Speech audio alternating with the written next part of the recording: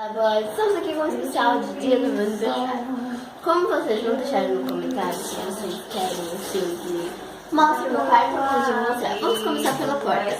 Eu tenho algumas decorações da Moranguinho, Magali e Mônica. Mostra aí, produção.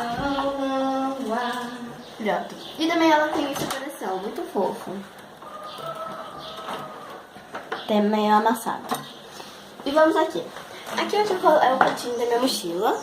Mostra aí. Aqui, ó. Aqui é o cantinho da minha mochila. Aqui é a mesinha do computador. Aqui ficam alguns laços, algumas coisinhas. Aqui tem algumas sacolas. Aqui é a gavetinha, a CPU, o computador.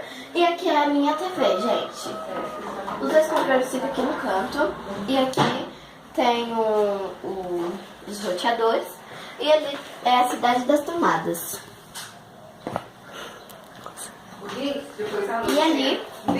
E ali tem uma caixa de som e um livro mágico da Turma da Mônica. E aqui tem a cadeira para a cama. Essa daqui é a minha cama, tem ilustração de fadas, de flores. Ela é branca, minha cama. Esse aqui é o meu guarda-roupa. Aqui fica uma tábua. Aqui fica uma tábua, aqui é o pedacinho dela. Aqui no guarda-roupa. Aqui onde fica as cobertas, travesseiros, algumas mochilas e a mala. E aí tem algumas roupinhas de boneca.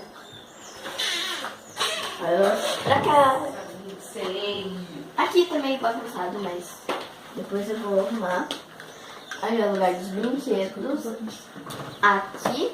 E também mostra os cadernos. E ali é uma outro brinquedo, tem o vestido da Frozen pra gente. Aqui tem a minha gaveta de blusas, calças, variados e coisas íntimas. Então, já espero que tenham gostado do vídeo. Se gostar, deixe seu like, ok? Até o próximo vídeo. Tchau!